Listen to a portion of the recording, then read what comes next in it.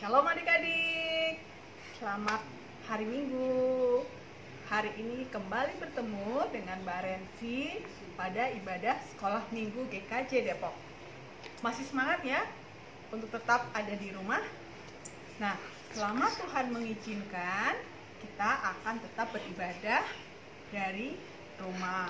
Sekolah juga di rumah, kita juga berkumpul dengan papa, mama, kakak, adik di rumah. Nah, kembali hari Minggu ini kita akan memuji, berdoa, dan belajar firman Tuhan. Ayo, semua sudah mandi kan? Sudah sarapan belum? Yuk kita pakai baju rapi seperti kita mau pergi ke gereja. Kita duduk manis dan akan memulai ibadah kita. Sebelumnya mari kita berdoa dulu ya. Mbak Rensi akan pimpin dalam ibadah kita melalui doa pembukaan saat ini. Tutup mata, lipat tangan, tundukkan kepala, kita mau berdoa. Selamat pagi Tuhan Yesus, Tuhan yang baik bagi kami, Tuhan yang sangat baik bagi kami, bagiku, papa, mama, dan keluargaku. Terima kasih Tuhan, kami sedang beribadah pagi ini dalam ibadah sekolah minggu kami. Terima kasih untuk kekuatan dan kesehatan yang Tuhan berikan. Dan kami mau bersiap diri Tuhan menerima firman Tuhan, menaikkan pujian kami, juga dalam doa kami. Terpujilah namamu Tuhan Yesus, dalam namamu kami berdoa dan bersyukur, haleluya, amin. Ya, setelah kita berdoa bersama-sama, kita juga akan menyanyikan satu pujian yang akan dibawakan oleh teman kita. Yuk, kita dengarkan dan ikut nyanyi juga biar semangat ya.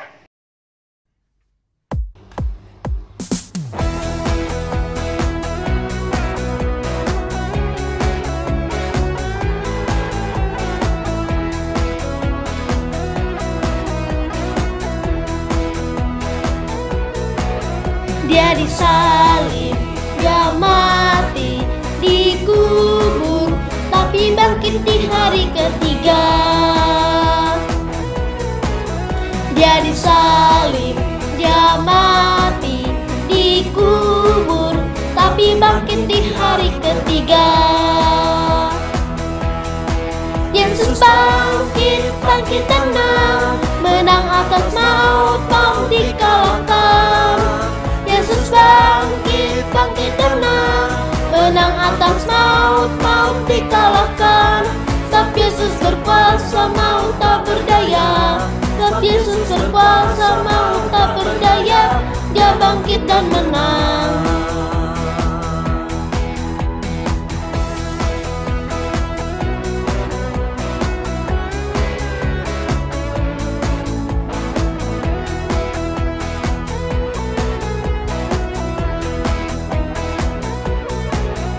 Dia disalib, dia mati, dikubur, tapi bangkit di hari ketiga. Dia disalib, dia mati, dikubur, tapi bangkit di hari ketiga. Yesus bangkit, bangkit tenang, menang atas maut, maut dikalahkan. Yesus bangkit, bangkit tenang, menang atas maut, maut dikalahkan. Sebab Yesus berkuasa, maut tak berdaya. Sebab Yesus berkuasa, maut tak berdaya. Dia bangkit dan menang. Nah, setelah kita menaikkan pujian, waktunya bagi kita sekarang untuk belajar firman Tuhan. Ayo, Alkitabnya sudah disiapkan belum? Nah, sebelum kita membuka Alkitab, Mbak Rensi pagi ini akan menceritakan satu tokoh yang pasti kalian sudah pernah dengar namanya. Ya, clue-nya pertama, dia murid Tuhan Yesus. Oh, itu mah banyak ya.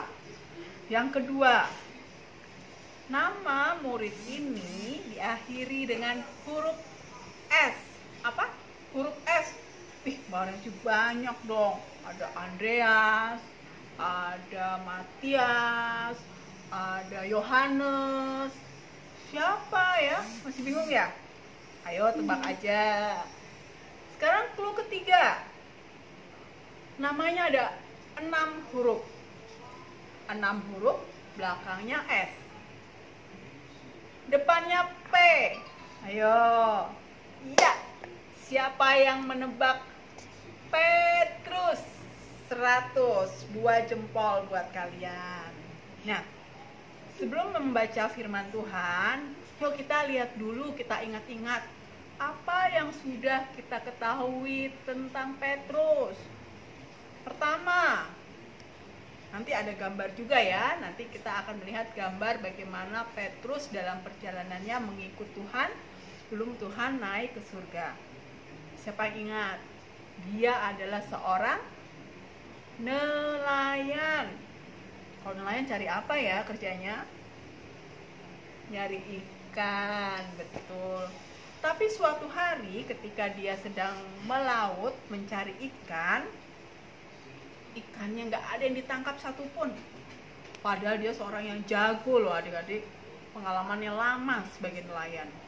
Nah, ketika dia sudah hampir putus asa, ada Tuhan Yesus yang datang dan Tuhan bilang, tebarkan jalamu di sebelah sana. Padahal Pak Petrus ini sudah ke situ tadi, tapi nggak dapet ikan. Tapi kata Petrus, coba aja ya. Kan waktu itu Tuhan memang sedang banyak pengikutnya dan dia mulai kenal siapa Tuhan Yesus itu. Nah, kemudian dia tebarkan jalan di tempat situ. Lalu dapat ikan yang sangat banyak. Di saat itulah Bapak Petrus percaya sama Tuhan. Dan Tuhan mengajak dia menjadi penjala manusia, bukan lagi penjala ikan atau nelayan. Dan saat itu dia menjadi murid Tuhan Yesus. Ingat ya. Lalu ada juga cerita bagaimana Bapak Petrus pengen berjalan di atas air seperti Tuhan Yesus. Ingat nggak? Bisa nggak waktu itu? Ya, ceritanya kan waktu itu Bapak Petrus bersama teman-temannya sedang melaut di tengah malam. Ada badai besar dan mereka sangat ketakutan. Lalu tiba-tiba Tuhan Yesus datang. Kata Tuhan, jangan takut, ini aku. Mereka melihat Tuhan jalan di atas air. Ih, ada hantu, kata mereka. Padahal itu kan Tuhan ya. Waktu Bapak Petrus lihat Tuhan Yesus berjalan di atas air, dia juga bilang, aku mau Tuhan seperti engkau jalan di atas air. Tapi waktu dia mencoba, hampir tenggelam karena kurang percaya. Adik-adik, Bapak Petrus juga sangat mengasihi Tuhan. Demikian juga Tuhan Yesus sangat mengasihi Bapak Petrus. Sampai 3 kali ditanya, Petrus, apakah engkau mengasihi aku? Sampai 3 kali. Bapak Petrus sampai sedih karena Tuhan tanyanya bolak-balik. Tapi itulah bukti Tuhan mengasihi Bapak Petrus dan mempercayakan jemaatnya kepada Bapak Petrus. Nah, ingat juga nggak cerita bagaimana Bapak Petrus Tuhan Yesus bilang, kamu akan menyangkal aku 3 kali waktu Tuhan mau ditangkap. Bapak Petrus pasti bilang, gak mungkin Tuhan, aku tuh sayang banget sama Tuhan, aku tuh setia sama Tuhan Yesus. Tapi kita tahu kan ya ceritanya. Nah, inilah sedikit banyak cerita tentang Bapak Petrus. Ya. Nah, adik-adik, pasti kalian juga ingat ketika Tuhan Yesus ditangkap malam itu di mana yo? Di Taman Getsemani ya. Waktu itu Tuhan dibawa oleh para prajurit dan Bapak Petrus hanya melihat dari kejauhan. Terus waktu Bapak Petrus mengikut dari jauh, ada yang menyapa dia, katanya, ada ini gadis kecil ya, anak kecil bilang, ih logatnya kamu sama ngomongnya sama Bapak itu yang ditangkap si Yesus itu. Pasti kamu adalah orang-orang yang selalu bersama-sama dengan dia. Bapak Petrus bilang, enggak, aku gak kenal dia, Lalu ada juga ibu-ibu yang mengenali dia sebagai orang yang sering bersama-sama dengan Tuhan Yesus. Sekali lagi Bapak Petrus juga menyangkal. Dan ada lagi bapak-bapak yang juga mengatakan bahwa dia adalah orang Galilea yang bersama-sama dengan Tuhan Yesus. Waktu ayam berkokok 3 kali, maka Bapak Petrus ingat bahwa Tuhan Yesus pernah mengatakan bahwa dia akan menyangkal Tuhan 3 kali. Pada saat itu Bapak Petrus sedih sekali. Dia menangis, dia menyesal adik-adik. Kenapa dia menyangkali Tuhan, padahal dia sayang sama Tuhan Yesus. Nah, setelah itu, ini ceritanya yang 2 minggu lalu ya, waktu kemarin cerita, ingat kan ya? Kabar sukacita melingkupi murid-murid Tuhan ketika Maria Magdalena menemukan kubur Tuhan yang kosong karena Tuhan sudah bangkit. Pada saat mendengar kabar dari Maria Magdalena, maka Bapak Petrus sangat bersukacita. Dia kembali memiliki harapan baru. Dan Tuhan sudah memaafkan kesalahan Bapak Petrus. Nah, kita sudah tahu ya latar belakang Bapak Petrus. Dia yang banyak mengalami kejadian bersama dengan Tuhan. Dan bahkan sempat ketika dia merasakan berpisah dengan Tuhan yang waktu Tuhan sudah naik ke surga, dia sempat kembali menjadi nelayan, tapi tidak lama. Pagi ini kita akan membaca firman Tuhan dari Kisah Para Rasul 2. Ayo, masih ingat kan? Kisah Para Rasul, Perjanjian Lama atau Baru? Perjanjian Baru ya. Kisah Para Rasul 2 ayat 14a, satu ayat dulu. Ayat 14a dilanjutkan dengan ayat 22 sampai dengan 32. Yuk Alkitabnya dibuka. Kisah Rasul 2 ayat berapa tadi? 14a ya. Kemudian dilanjutkan dengan ayat 22 sampai dengan 32. Mbak Rensi akan baca bersuara, kalian yang di rumah juga baca dengan bersuara. Khotbah Petrus. Maka bangkitlah Petrus, berdiri dengan ke-11 rasul itu. Dan dengan suara nyaring, ia berkata kepada mereka. Sampai di situ, lalu kita lanjut ke ayat yang 22. Hai orang-orang Israel, dengarlah perkataan ini. Yang aku maksudkan ialah Yesus dari Nazaret, seorang yang telah ditentukan Allah dan yang dinyatakan kepadamu dengan kekuatan-kekuatan dan mujizat-mujizat dan tanda-tanda yang dilakukan oleh Allah dengan perantaraan Dia di tengah-tengah kamu seperti yang kamu ketahui. Dia yang diserahkan Allah menurut maksud dan rencananya telah kamu salibkan dan kamu bunuh oleh tangan bangsa-bangsa durhaka. Tetapi Allah membangkitkan dia dengan melepaskan dia dari sengsara maut, karena tidak mungkin ia tetap berada dalam kuasa maut itu. Sebab Daud berkata tentang dia, aku senantiasa memandang kepada Tuhan, karena ia berdiri di sebelah kananku, aku tidak goyah. Sebab itu hatiku bersukacita dan jiwaku bersorak-sorak. Bahkan tubuhku akan diam dengan tentram. Sebab engkau tidak menyerahkan aku kepada dunia orang mati, dan tidak membiarkan orang kudusmu melihat kebinasaan. Engkau memberitahukan kepadaku jalan kehidupan. Engkau akan melimpahi aku dengan sukacita di hadapanmu. Saudara-saudara, aku boleh berkata-kata dengan terus terang kepadamu tentang Daud, bapa bangsa kita. Ia telah mati dan dikubur, dan kuburannya masih ada pada kita sampai hari ini. Tetapi ia adalah seorang nabi dan ia tahu bahwa Allah telah berjanji kepadanya dengan mengangkat sumpah bahwa ia akan mendudukan seorang dari keturunan Daud sendiri di atas tahtanya. Karena itu ia telah melihat ke depan dan telah berbicara tentang kebangkitan Mesias ketika ia mengatakan bahwa dia tidak ditinggalkan di dalam dunia orang mati dan bahwa dagingnya tidak mengalami kebinasaan. Yesus inilah yang dibangkitkan Allah, dan tentang hal itu kami semua adalah saksi. Nah, adik-adik, setelah Tuhan Yesus mati, kemudian 3 hari kemudian dibangkitkan dan naik ke surga, lalu Roh Kudus turun, Bapak Petrus menjadi orang yang sangat bersemangat dalam menyampaikan kebenaran akan kebangkitan Tuhan. Kita tahu ya, waktu itu kan banyak tersiar kabar bahwa Tuhan Yesus mayatnya dicuri atau dibawa oleh murid-muridnya. Padahal yang benar adalah Tuhan Yesus sudah bangkit. Dan itu yang dinyatakan oleh Bapak Petrus kepada banyak orang.